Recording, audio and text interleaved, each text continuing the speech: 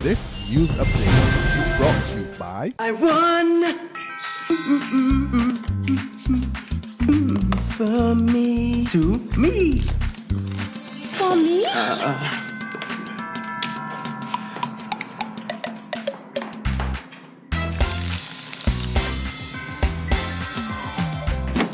You don't need speakers, right? Upgrade to win every week with Lime. Sign up for Lime TV or broadband or purchase an iPhone 6 or Samsung Note 4. Upgrade Christmas with Lime. Welcome to the Barbados Today Afternoon Update. It's Wednesday, December 17, 2014. Thanks for joining us. I'm Carol Williams. Former workers of the National Conservation Commission are crushed by the news that the Employment Rights Tribunal is no more. 8 of the 9 members of the body tendered a letter of resignation to Labour Minister Dr. Esther Bayasuku, expressing their frustration that they have been unable to start hearings. It was back in May that Prime Minister Frondell Stewart referred the controversial dismissals of the NCC workers to the tribunal after talks between the NCC management, the Barbados Workers Union and the National Union of Public Workers ended in a stalemate.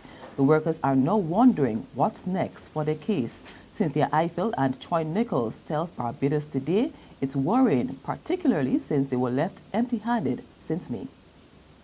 It sounds to me like it's a waste of time because up to now, if they resign now, that means that they never had an interest at heart. How do you feel in the fact that your justice for you and other NCC members now is even going to take longer? Is it going to take longer or is it not ever going to happen at all? One of the two. Because if they resign now, they have to look for a whole set of different people now. Will that happen? Is it going to happen? It's very frustrated because I don't know where we're going from here now. Where are we going? This is total nonsense. This means a further delay in our severance and our packages being paid. And at this point in time of the year, I've heard the cries of a lot of workers and a lot of people that has been displaced throughout the year. They're crying out because there's no money and they have their children to feed. They have the bills to pay, the mortgages as well. And this is not good. The system, as you know, has failed us. This government has failed us. Meanwhile, the leader of the Unity Workers Union, Caswell Franklin, says the resignation of the Employment Rights Tribunal is music to his ears. He tells Barbados Today the tribunal has failed NCC workers and the members did the right thing. Even though they did the honorable thing now, they should have done the honorable thing before. You know, this tribunal should have gone not only for those reasons. They should have gone because they have failed to perform the duty that was given to them. You know, they're blaming it on staff and all kinds of that. That's the crock. That is nonsense. They don't need all that staff that they're talking about. The other tribunals in Barbados, Employment Tribunals, National Insurance Appeals Tribunals, they ain't got no separate individual staff. So they unnecessarily complicated the process. And for that reason, they should have gone. A mixed response from the Barbados Chamber of Commerce and Industry to the ministerial statement issued by Finance Minister Chris Sinclair yesterday is not happy that tax measures introduced back in August 2013 will be extended until April 2016, and it wants the government to settle outstanding payments for goods and services as well as VAT refunds. The Chamber, however, welcomes the proposed amnesty on penalties and interests on outstanding taxes. The BCCI is anxious for the promised tourism projects to get underway, but it is urging authorities to ensure they come to fruition in the promised time frame. The Chamber is also pleased with the government's plan to introduce fiscal responsibility laws intended to improve the management of the public purse. Disappointing. That's how noted economist Rand Strawn is describing Finance Minister Chris Sinclair's statement yesterday. In fact, Strawn says the government's decision to extend the 19-month fiscal consolidation program until April 2016 is a nail in the coffin of taxpayers and will only continue to hamper real growth in the economy. He contends that the move will curtail the spending power of taxpayers yet again, which in turn would diminish growth. He says the extension won't work. Meantime, former Prime Minister Owen Arthur is concerned about the level of interaction between the government and the International Monetary Fund. Speaking to Barbados Today following Sinclair's statement, Arthur said that the Frondell Stewart administration was sending mixed signals by using the IMF policies even while denying it was seeking access to funds from the financial institution. The government is in fact using the International Monetary Fund menu of policies. It has sought the advice of the International Monetary Fund on two major studies. The generally access to the International Monetary Fund is by way of policy advice and by way of financing.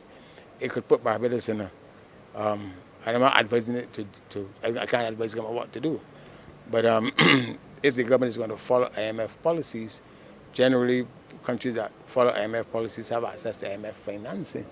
And you put yourself in a no man's land if you're following IMF policies but don't access IMF finances. So the government will sooner or later have to make a strategic decision as to exactly what it is that it is doing. There's regional and international news after this short break. Hi, I'm Red Plastic Bag. Anyone who knows me knows I don't like cold.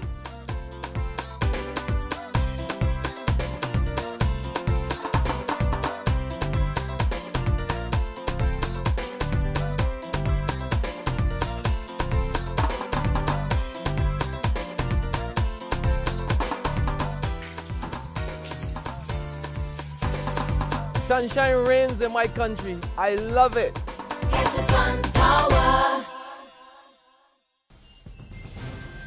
In other news, more details now on the two visitors being treated for malaria at the Queen Elizabeth Hospital. Investigations by Barbados today revealed that the two arrived from Nigeria via the United States last week. They were part of a larger group of visitors who were on the island for a 7-day trip to attend a wedding. The two were staying at separate hotels on the west coast.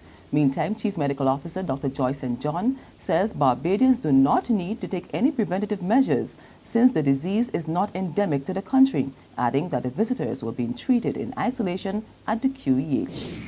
In the region, there are 3 of the major political forces in St. Kitts and Nevis, and today, leaders of the opposition People's Action Movement, the People's Labour Party and the Concerned Citizens Movement pledged their full support to a team unity government for the island of Nevis.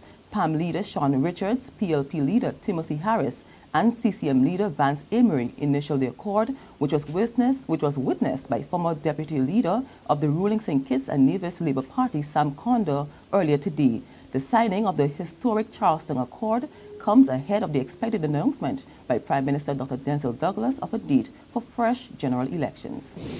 On the international scene, U.S. contractor Alan Gross is a free man. Gross, who was held by the Cuban government since 2009, was freed today, following a landmark deal between Cuba and the U.S. A historic handshake between President Obama and Cuban leader Raul Castro at Nelson Mandela's funeral. An early sign, perhaps, of the sweeping change in U.S. policy towards the communist island. Today, American government contractor Alan Gross finally coming home. Just 2 weeks after this desperate plea from his wife on the ailing Gross's 5th year in prison.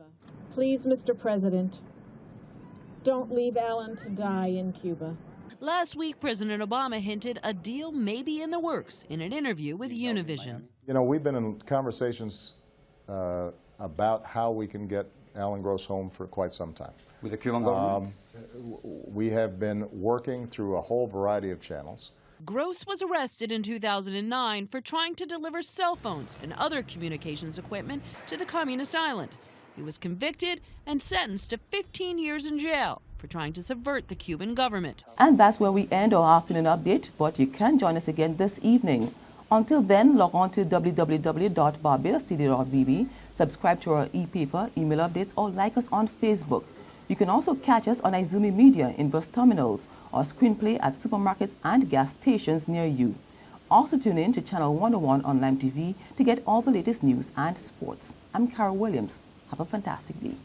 This news update is brought to you by...